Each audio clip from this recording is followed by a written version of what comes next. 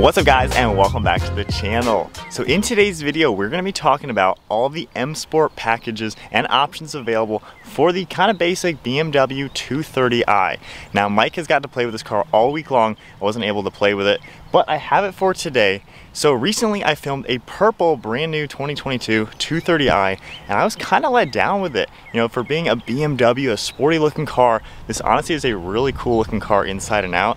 I was kind of let down with the driving. It wasn't really that fun to drive. The handling wasn't there, the steering wasn't there, suspension wasn't there. Had a little bit of low end grunt from the turbo engine. It's got about 255 horsepower. But like I said, I was kind of let down. This car, however, has all the M Sport options. So let's take a look at this window sticker because you're gonna see some really cool features that I think are really important to make this car super fun. So as you can see, we have the dynamic handling. We get an upgraded differential. We have the M Sport package with the variable sport steering. The premium package gives you a few things, and then the M Sport package down here, biggest thing is that M Sport suspension. So we're gonna drive in this 230i with all these M Sport options to see, does this make it, basically these packages, does it make this car probably one of the best entry-level budget sports cars out there? So like I said, when I drove the purple one, I was a little let down with it because it really had zero options to it. It was like $30-something thousand, and for being such a cool looking car, I was expecting it to drive better and have that fun factor that a BMW should have. So basically what I'm trying to say is, it's really cool, I think, that BMW is offering such a wide variety of cars now that you can really pinpoint and get exactly what you want. For me, I'm a car enthusiast, a performance enthusiast. I like fun cars, I like fast cars. So I like driving a car that has that fun factor out of it. And if you're looking to buy a car like this and you don't want that, then that's fine. You know, you don't need to get all the M Sport packages, pay the $5,000-$6,000 for all of that. You can get the other one, the basic one, just get maybe a premium package to make it a little bit nicer, and you'll get a good, comfortable daily driver, really economical, and a sporty looking car.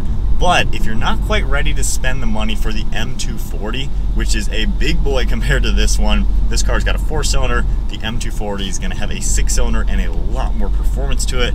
Then of course you can tone it all the way up and get an M2, which is a really, really cool performance car. This car is that sweet spot of economical, affordable, but with those M packages, you get these sporty aspects to make what is a kind of a basic car something really fun to drive. So with that said, in Eco Pro mode, I drove this all day last night, a few hours in it.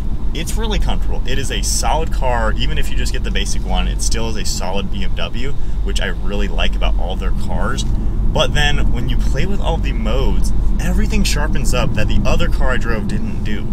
So putting it in manual, we'll bump it once to actually put it in the shiftable mode. We'll go into the sport mode where we get a little bit more throttle response, turbo. Tap any traction control once, that puts you in a more performance-oriented traction mode. And this is where the car wakes up. This steering is really, really quick. The other one just felt so vague and just, I craved so much more out of that car. But with this one now, we're gonna find out, it is actually fun and super sharp to drive. So let's feel out the turbo engine, still not that fast.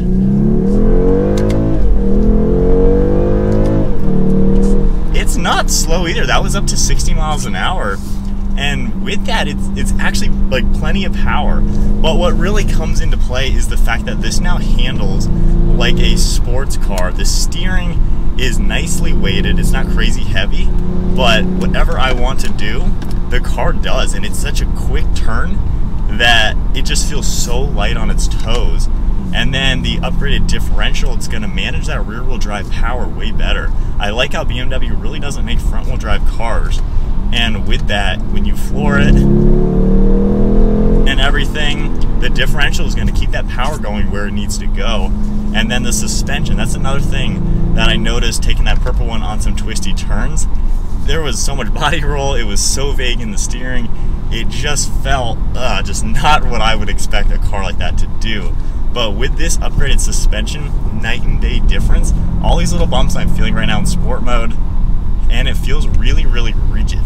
Then going back into eco mode or even comfort mode, the car softens up. I don't feel any of these bumps now. And then if I turn now, there's a lot more body sway. This is kind of what the other one felt like, just soft, you know, basic, comfortable, which is great for daily driving and daily use. But for a car that you want that little extra fun factor, this upgraded suspension makes a world of difference. It's so cool. So it's just nice, all the little blends you get with a car like this.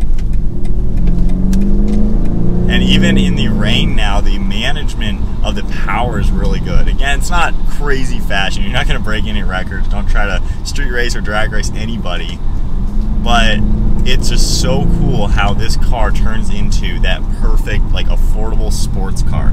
And what I took away from driving the purple car without all the M packages, it was a sporty looking car. That was it. There was nothing about being a sports car to that thing. It was just sporty looking, looked awesome in the color, of course, it was comfortable, but it just didn't have the actual fun factor. And I got quite a few comments on that video of people who bought those cars and who are literally just daily driving them, and people really like them. And I can see that it's a good daily, comfortable, normal car to drive that has that cool BMW look and that sporty feeling. But for me as an enthusiast, you know, I like the extra fun factor out of my car. So with this car, I don't know, it just really like woke up and kind of shocked me how all these packages just make such a difference. And even with, you know, not the crazy amount of power, it is still pretty darn quick.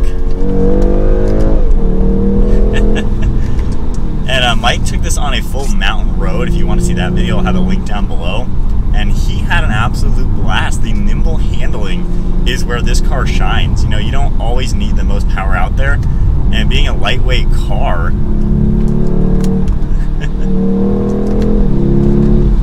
this is actually fun to drive.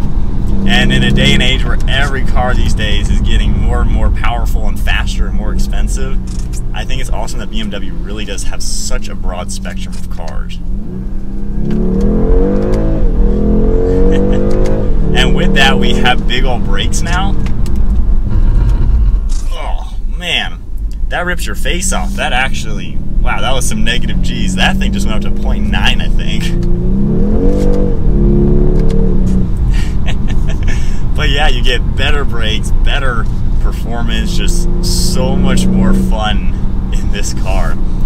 I don't know what else to say, but I just wanted to make a video about how these packages make such a big difference. And when you look at cars that I'm used to, if you're new to the channel, I own the 2020 Toyota Supra. That car is built by BMW, so it's fundamentally really this car. And the M240 is right on the same level of the Supra, having the same inline 6-cylinder engine. And these two cars are kind of the same vehicles underneath, even though the Supra is based off of the Z4. When you really look at it, it's all kind of the same car. This one is really similar to the 4-cylinder version of the Toyota Supra. And when I first drove that purple one, I was expecting it to be a 4-seater version of the 4-cylinder Supra.